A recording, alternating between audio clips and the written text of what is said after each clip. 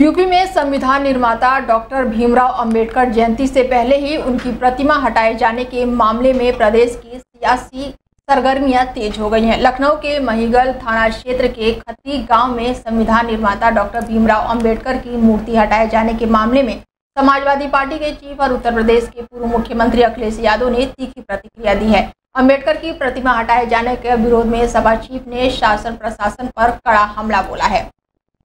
अखिलेश यादव ने एक्स पर लिखा है कि लखनऊ में बाबा साहेब की मूर्ति को हटाने का जो दुस्साहस प्रशासन कर रहा है, उसके पीछे शासन का जो दबाव है, उसे पीढ़ित समाज अच्छी तरह से समझ रहा है। किसी के जातीय वर्चस्व का अहंकार कभी गोरखपुर में मूर्ति चबूतरा हटाने का काम करवाता है, तो कभी लखनऊ में अपनी राजनीतिक प्रभुत्ता के दब को साबित करने के लिए महापुरुषों की मूर्ति हटाने की कृतज्ञ करता है।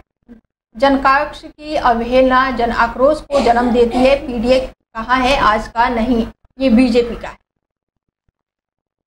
खबर झांसी से है। बता दें कि झांसी में अंबेडकर की मूर्ति लगाने को लेकर विवाद हो गया। इसके साथ ही सार्वजनिक जमीन पर महिला ने अपना दावा किया है। झांसी में अंबेडकर की मूर्ति लगाने को लेकर विवाद लगातार बढ़ता ही जा रहा है। पुलिस ने मूर्ति लगाने से रोका। सार्वजनिक जमीन पर महिला ने दावा किया है कि यहाँ पर मूर्ति लगाई जा रही थी। पुलिस से शिकायत की और पुलिस ने मौके पर पहुंचकर अंबेडकर की मूर्ति लगाने से रोका। इसके साथ ही अहिरावट समाज के लोग सार्वजनिक जमीन पर करना चाहते थे अंबेडकर की प्रतिमा की स्थापना। महिला ने अपनी जमीन पर मूर्ति जबरन स्थापित करने का गंभीर आरोप लगाया, तो वहीं सूचना पर भारी पुलिस बल तैनात है। झांसी के प्रेमनगर थाना क्षेत्र का ये मामला बताया जा रहा है। सब लोग यहाँ पर बाबा साहब की 40 साल से जयंती मना रहे थे। हर बार मनती है, परमिशन है, सब कुछ होता है नियम अनुसार। इस बार गांव के लोगों ने सबने चंदा इकट्ठा करके एक बात का निर्णय लिया कि यहाँ पर बाबा साहब की प्रतिमा स्थापित की जाए। वो भी कार्यक्रम चल रहा था। आज से 3 दिन पहले यहीं बगल में रहती है निमिया भाई, उन्होंने ये थाने में प्रार्थना पत्र दिया कि ये ज़मीन हमारी है। उन्होंने 1967 का एक बैनामा पेश किया। तो 1967 के बाद बैनामे में उनकी ज़मीन थी, हम मानते हैं। 1967 के बाद उनने ज़मीन कहाँ कहाँ बेची, क्या किया, इसका उन्हें कोई प्रपत्र नहीं। भोले वाले युवकों से शादी कर गहने और नकदी लूटने वाली लुटेरी दुल्हन और उसके 2 सहयोगी को पुलिस ने गिरफ्तार किया है। बता दें कि विभिन्न जनपदों में अब तक 13 लोगों से शादी कर गहने और नकदी लूट चुकी है लुटेरी दुल्हन और उसका गिरोह। बीते 20 जनवरी को शांडिल के रहने वाले नीरज गुप्ता से कोर्ट में शादी करने आई थी लुटेरी दुल्हन पूजा, और इस दौरान नीरज द्वारा पहनाए गए गहने लेकर फरार हो गई थी लुटेरी दुल्हन और उसका गिरोह। तो वहीं हरपालपुर के राकेश के साथ भी लिव इन रिलेशनशिप में रह रही लुटेरी दुल्हन पूजा, और इस दौरान बीते 5 मार्च को परिवार को खाने में नशीला पदार्थ खिलाकर गहने और नकदी लूट कर लुटेरी दुल्हन मौके से फरार हो गई। लुटेरी दुल्हन पूजा अपनी सहयोगी सुनीता और आशा को मां और मौसी बताकर भोले भाले युवकों से शादी करती थी और गहने और नकदी लेकर मौके से फरार हो जाती थी। पुलिस के अनुसार अभी तक कई जनपदों में 13 लोगों से ऐसी ही वारदात को लुटेरी दुल्हन का गिरोह अंजाम दे चुका है। एक व्यक्ति नीरज गुप्ता द्वारा थाना कोतवाली शहर पर तहरीर दी गई कि कुछ व्यक्ति उनसे मिलने आए और उनके साथ शादी की बात की। वह शादी तय होने के बाद रजिस्ट्री कार्यालय से उनके जेवर व नकदी को लेकर फरार हो गए। इस संबंध में थाना कोतवाली शहर पर सुसंगत धाराओं में अभियोग पंजीकृत किया गया। वह घटना के अनावरण के लिए टीमें लगाई गई थी।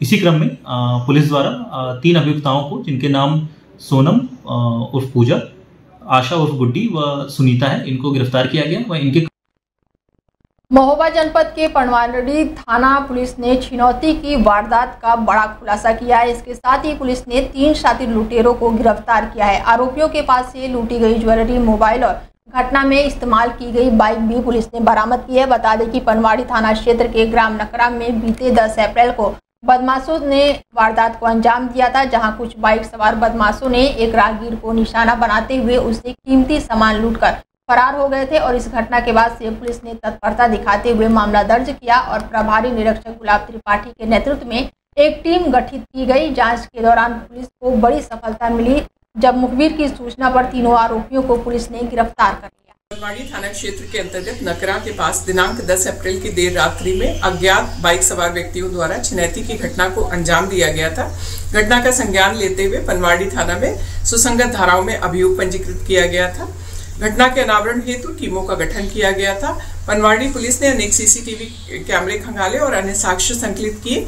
आज अथक परिश्रम के बाद पनवाड़ी पुलिस को उस समय महत्वपूर्ण सफलता हाथ लगी, जब मुखबिर की सूचना पर हरपालपुर मोड़ के पास में 3 संदिग्ध व्यक्तियों को हिरासत में लिया गया, जिनके पास से चोरी गई पीली धातु, एक मोबाइल और एक बिना नंबर प्लेट की बाइक बरामद हुई। बिना नंबर प्लेट की बाइक के विरुद्ध MV एक्ट में कार्रवाई करते हुए उसे सीज किया गया है, जबकि सभी अभियुक्तों को नियमानुसार न्यायिक अभिरक्षा में भेजा गया है। अग्रिम विधिक कार्रवाई प्रचलित। बस्ती जनपद के नगर पंचायत हरैया के गल्ला मंडी में अज्ञात कारणों से भीषण आग लग गई, जिसमें पति पत्नी और मासूम गंभीर रूप से झुलस गए। स्थानीय लोगों ने कड़ी मशक्कत के बाद गंभीर रूप से झुलसे लोगों को अस्पताल पहुंचाया, जहां पर पत्नी पूजा और 3 माह के मासूम की मौत हो गई। तो वहीं पति सुनील को डॉक्टरों ने प्राथमिक उपचार के बाद हायर सेंटर अयोध्या के लिए रेफर कर दिया। घटना की सूचना के बाद से उप जिलाधिकारी ने पीड़ित परिजनों से मिलकर हालचाल जाना और हर संभव मदद देने का आश्वासन दिया। हरैया के सराफा मंडी गली में एक दुर्भाग्यपूर्ण घटना घटित हुई है, जिसमें सुनील केसरवानी का परिवार और भी परिवार रहता था। 3 मंजिला मकान था। अभी तक की जानकारी से ये प्राप्त हुआ है कि शॉर्ट सर्किट की वजह से आग लगी, जिससे काफ़ी धुआं इत्यादि भर जाने से सुनील केसरवानी की पत्नी और उनके 2 बच्चे। आज 13 अप्रैल की सुबह लगभग 3 से 4 बजे के बीच गल्ला मंडी हरैया में आग लग गई। आग शॉर्ट सर्किट से लगना बताई गई है, जिसमें सुनील केसरवानी जो है वो और उसकी पत्नी पूजा, एक लड़की सौरवी या चच्चू बताया गया और एक 1.5 माह का पुत्र। पुलिस ने सट्टेबाजी के बड़े गैंग का खुलासा किया है। बता दें कि पुलिस ने IPL सट्टा खिलवाने के आरोप में 9 कारोबारियों को गिरफ्तार किया है। इनके पास से 1.5 लाख रुपए से ज्यादा की रकम सहित सट्टा लगाने में इस्तेमाल होने वाले मोबाइल फोन और एक लाइसेंसी पिस्टल रिवॉल्वर भी बरामद किया गया है। सट्टे के जरिए संपत्ति बनाने का आरोप लगाया गया है। रामगंगा बिहार के 11 सफेद पोशों पर केस दर्ज है। सिविल लाइन पुलिस ने सट्टे का बड़ा खुलासा किया है। कई कारोबारी और सराफा काले कारोबार में शामिल है।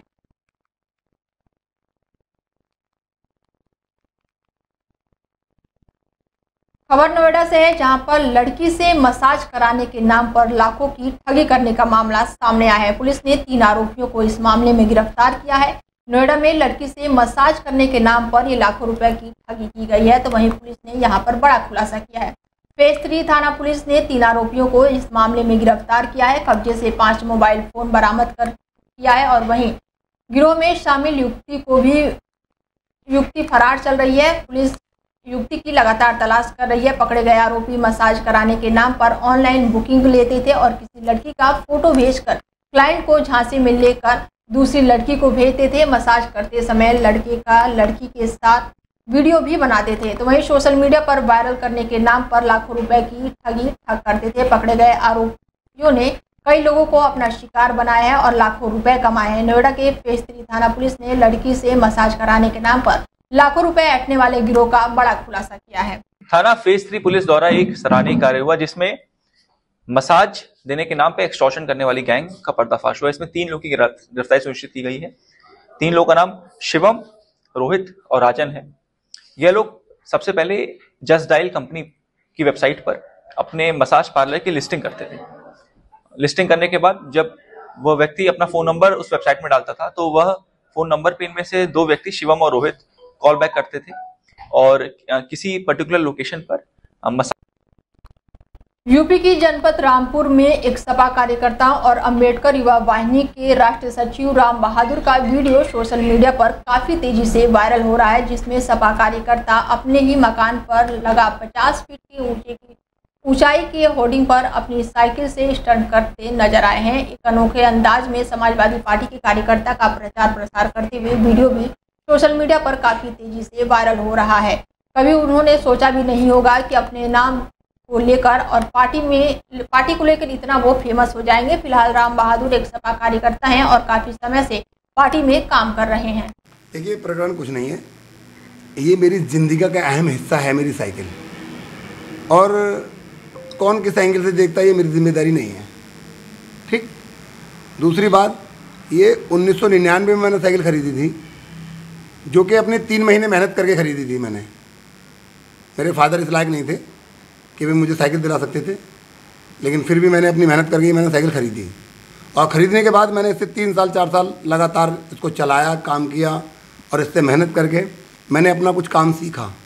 और काम सीखने के बाद मैंने इस साइकिल को, जब मोटरसाइकिल ले ली 2004 में स्प्लेंडर प्लस, तो मैंने इस साइकिल को संभाल के रखा था कि भाई ये मेरी अपनी ज़िंदगी का अहम हिस्सा है, इसको मैं कहीं किसी को बेचूंगा। कितने लोग आए, मेरे रिश्तेदारों ने मुझसे मांगी, लेकिन मैंने किसी को दी नहीं साइकिल। ये मेरे ज़िंदगी का अहम हिस्सा रहा था। मैंने सोचा था इस साइकिल को संभाल के रखूँगा, तो इसी कड़ी में मेरे ऑफिस घर में रखी थी ये।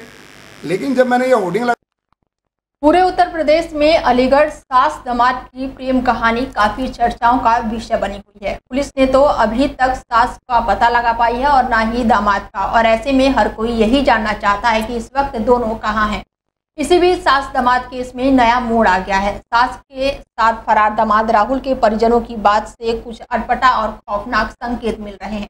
अलीगढ़ में 16 अप्रैल को राहुल शिवानी की शादी होनी थी, लेकिन उससे पहले राहुल 8 अप्रैल को अपनी होने वाली सास अनीता के साथ फरार हो गया। दूल्हे राहुल के रिश्तेदारों ने बताया है कि सास अनीता के साथ भागने के बाद राहुल ने अंतिम बार अपने पिता से बात की थी, जिसमें दूल्हे ने कहा कि जब मेरी सास ही नहीं रही तो मैं वापस क्यों लौटूं, और तुरंत ही फोन काट दिया। इसके बाद से ना तो राहुल का कुछ पता है और ना ही उसकी होने वाली सास का। एक तरफ राहुल ने अपने पिता से बात की तो दूसरी तरफ अपने होने वाले ससुर से। दामाद राहुल ने होने वाले ससुर से कहा कि तुम 20 साल रह लिए सास अनीता के साथ, अब उसे भूल जाओ। जब ससुर ने फोन पर कहा कि उससे बात करनी है तो उसने फोन काट दिया।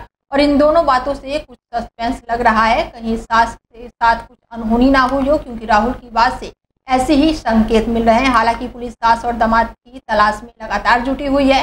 राहुल के पिता ने थाने में बेटे राहुल की गुमशुदगी की रिपोर्ट भी दर्ज कराई है और उसे घर से बेदखल कर दिया है। शिवानी ने भी थाने में मुकदमा दर्ज कराया है और आरोप लगाया है कि राहुल उसके 5 लाख रुपए के आभूषण और लगभग 3 लाख रुपए नकदी लेकर भाग गया है। पुलिस की अंतिम बार दोनों की लोकेशन रुद्रपुर में मिली थी। ये क्या लग रहा है सर, 6 बजे 6 तारीख को यहाँ से लड़का 2 बजे निकला है। जब लड़के के बाप ने जानकारी बच्चे से ली तो उसने बताया कि मैं पहुंचने वाला हूँ स्टेशन रुद्रपुर। तो इन्होंने अपने दामाद से बात की, बोला कि आ रहा है, रिसीव कर लेना आप। तो दामाद ने भी कॉल लगाया था, उससे बात हुई। उसके बाद में 8:30-9 बजे के बाद इनकी कोई बात नहीं। उसने कहा कि जब पापा मेरी माँ न रही तो मैं रह के क्या करूँ। तो इसने कहा कि तुम्हारी माँ तो घर पे है। मामला तो अब ये समझ लो कि पूरी तैयारी थी शादी की और रिश्तेदारों के भी आना शुरू हो गया था, और सब मैंने डीजे से लेके वाहन वगैरह गाड़ियां सब कुछ कर चुका। बाकी आपके सामने सब कुछ है। ये ऐसा क्या हुआ जो बेटी को छोड़ के उसकी मां को लेकर फरार हो गया? अब ये तो मैं नहीं समझ पा रहा हूँ क्या निर्णय लिया उसने, क्या नहीं लिया। दोनों ने 1 महीने पहले वो आई थी यहाँ पे घर पे। कितने दिन हो गए?